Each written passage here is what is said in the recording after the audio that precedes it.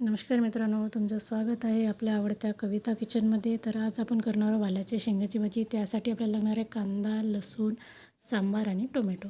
तर चला तर मग सुरुवात करूया आपण. त्यासाठी घेतली आहे मी एक लोखंडाची कढई. लोखंडाची कढई छान गरम होऊ द्यायची. मी लोखंडाची कढई याच्यासाठी वापरली की याच्यामध्ये भाजी खूप सुंदर होते आणि त्याचबरोबर आपल्याला याच्यामधून लोह पण खूप प्रमाणात मिळत असतो आणि आपल्या ते शरीरासाठी खूप हेल्दी असते. चला तर मग सुरू करूया आपण रेसिपीला. साठी घेतलं आहे मी 2 चम्मच तेल आणि तेल गरम झाल्यानंतर आपण पहिल्यांदा घालणार आहोत जिरा.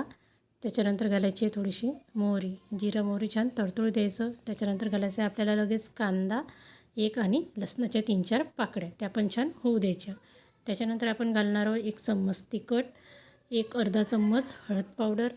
त्याच्यानंतर घालणार आपण 1 चम्मच धनिया पावडर आणि त्यानंतर आपल्याला घालायचं इथे याच्यामध्ये थोडंसं म्हणजे 1 चम्मच चवीनुसार मीठ आणि हे छान आपल्याला मिक्स करून घ्यायचं आहे. आता याच्यानंतर आपल्याला घालायचं आहे मग एक कापून घेतलेला टोमॅटो.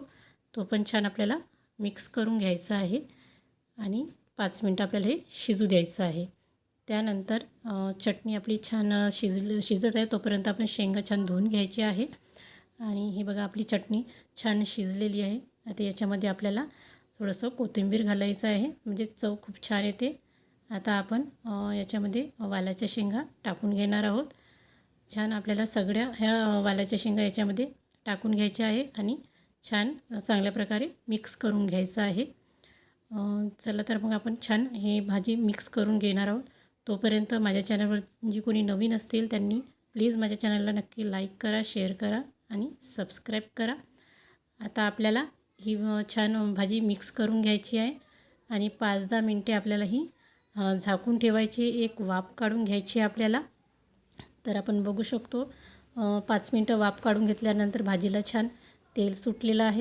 यानंतर आपल्याला याच्यामध्ये 1 चम्मच साखर घालून घ्यायचे आहे चवीसाठी आणि छान मिक्स करून घ्यायचं आहे. मी याच्यामध्ये 1 आलू टाकलेला होता, तो छान पातळ चिरून मी नंतर टाकून घेतलेला होता. 5 मिनटं आता ही भाजी आपल्याला छान होऊ द्यायची आहे आणि आपल्या भाजीला छान तेल पण सुटलेलं आहे. तर बघू शकता आता आपली ही भाजी एकदम रेडी आहे. आता याच्यामध्ये आपल्याला सांबार घेऊन ही भाजी सर्व करायची आहे. तर आपली भाजी एक नंबर अशी तयार आहे. ही रेसिपी आवडल्यास माझ्या चॅनलला नक्की लाईक करा, शेअर करा आणि सबस्क्राईब करा. चला तर मग भेटूया पुढच्या रेसिपीमध्ये. Bye bye.